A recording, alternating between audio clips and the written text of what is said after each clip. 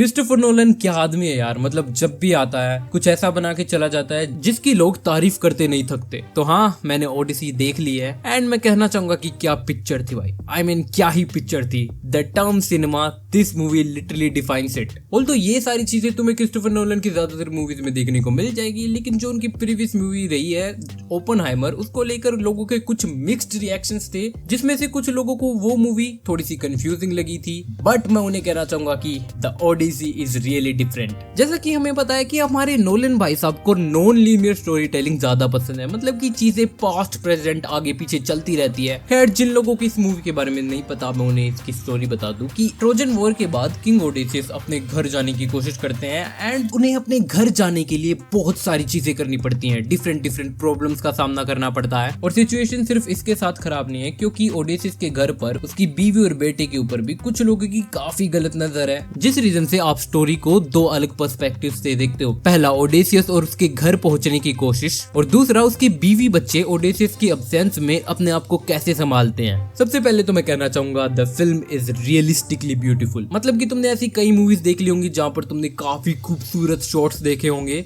लेकिन उनको उतना बढ़िया बनाने के लिए ज्यादातर लोग CGI VFX का यूज करते हैं। पर नोलन भाई साहब ने सिर्फ अपनी कंपोजिशन और फ्रेमिंग के दम पर ऐसे ऐसे ब्यूटीफुल शॉट्स दिखाए हैं जो बस दिल को टच कर जाते हैं। इस चीज को मैं ऐसे डिफाइन कर सकता हूँ कि अगर तुमने शाम वाले शॉट्स देखे हैं तो सूरज ढलते वक्त वो उसे लाल पीला दिखा देते हैं, but Nolan do it very differently. और ऐसे सीन्स में जिनमें तुम कुछ ऐसा देख रहे हो जिनको बनाने के लिए CGI VFX वगैरह का यूज हुआ है, वहां पर भी सेम यही चीज अप्लाई होती है। रात वाले सीन्स देख रहे हो जहाँ पर लोग एक तूफान के अंदर फंसे हुए हैं, उस टाइम पर जो केओस फैला होता है कुछ समझ में नहीं आ रहा, बस तुम आवाज सुन पा रहे हो और बीच बीच में जो थोड़ी थोड़ी बिजली कड़कती है और थोड़ा थोड़ा तुम्हें दिखता है कि एक्चुअल में चल क्या रहा है। It really gives you the reality of the C.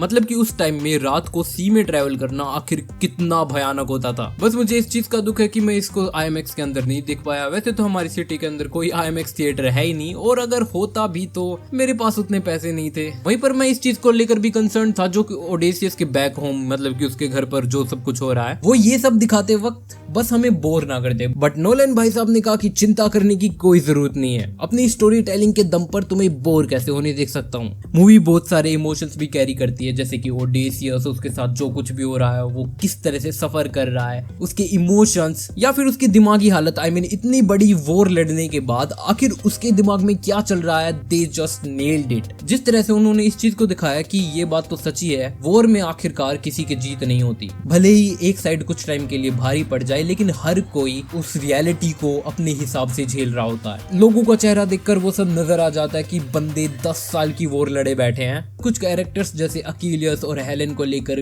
Controversy चल रही थी। उन कैरेक्टर्स का इतना ज्यादा हमें स्क्रीन टाइम देखने को नहीं मिलता तो ज्यादा फर्क भी नहीं पड़ता। हाँ, अकीलियस को देखकर मैं स्टिल विश्वास नहीं कर पा रहा था कि he was the strongest Greek warrior. इस बात को कहना गलत नहीं होगा कि वो एक चूजा लग रहा था। फिजिकल अपीयरेंस देखकर तो कौन ही बोल सकता है कि ये ग्रीक का स्ट्रॉन्गेस्ट वॉरियर था। लेकिन भाई साहब, एगेमेम्नोन ने जो ओरा फार्मिंग की है, कोई भी सीन उठाकर देख लो, ये भाई साहब बस चले जा रहे हैं। लोग लड़ रहे हैं, मर रहे हैं, मारकाट मची हुई है, लेकिन ये भाई साहब बस चले जा रहे हैं। ओरा फार्मिंग रुकनी नहीं चाहिए। ये एक ऐसा कैरेक्टर था जिसको लिटरली तुम भीड़ में देखकर भी पहचान सकते हो कि हाँ, यही एगेमेम्नोन है। वहीं पर मैट डेमोन भाई, एक तो बंदा ऐसे डायलॉग मार देता है ना हर थोड़े टाइम में। तारीफ बनती है राइटर्स की कि उन फ्रेजेस को उन्होंने कितनी ब्यूटीफुली लिखा है। एनी हैथवे, जिन्होंने पेनेलोपी ओडेसियस की वाइफ का रोल प्ले किया है, उन्होंने भी अपने कैरेक्टर को बखूबी निभाया है। उसकी हालत को देखकर तुम समझ सकते हो कि उसका पति घर पर नहीं है, कुछ पराये लोग उसके घर में बैठे हुए हैं, तो उनकी कैसी नजर होगी उसके ऊपर। हाँ, टॉम हॉलैंड थोड़ा सा फीका लग रहा था,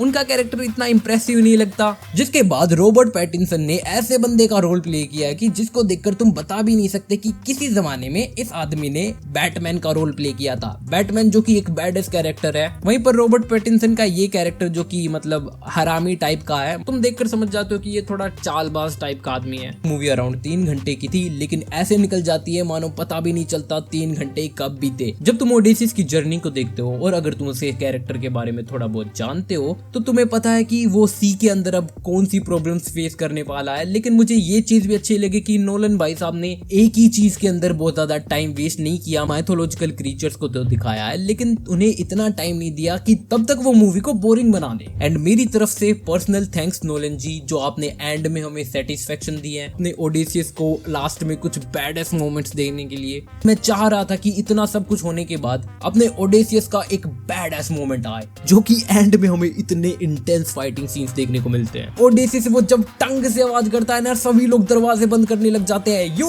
ऑलरेडी नो कि भाई अब वो फोड़ने वाला है। आई मीन बंदा जो उन सब की लेता है, इट वाज प्योर सेटिस्फेक्शन भाई। मैं तो यही चाह रहा था और ये चीज तो नील डाउन करी ही उन्होंने कि उन्होंने वॉर के बाद का वेट भी दिखाया कि आखिर जंग इंसानों को बना क्या देती है। जो चीज उनकी अपनी भी होती है वो उसको भी नुकसान ही पहुंचाते हैं। जैसे जैसे अपने ओडेसियस भाई साहब बताए जा रहे थे वैसे वैसे तुम वो इमेजिन करते हो कि आखिर उन्होंने देखा क्या था। मैं तो इस मूवी के बारे में और भी बहुत कुछ बता सकता हूँ, बट मैं चाहता हूँ कि तुम इस मूवी को खुद एक्सपीरियंस करो, वो सब जो कि ये मूवी एक्चुअली में तुम्हें एक्सपीरियंस करवाना चाहती है। वैसे किसी रीजन से मुझे इसे हिंदी डब में देखना पड़ा। इसकी डबिंग ठीक ही है, मतलब एवरेज है। अगर चाहते तो मेकर्स और भी अच्छा कर सकते थे। I mean considering the scale of this movie वो और भी आगे जा सकते थे। अब तुम क्या सोचते हो मुझे कमेंट्स में जरूर से बताओ और वीडियो को लाइक और चैनल को सब्सक्राइब भी कर देना। मिलते हैं नेक्स्ट वीडियो में।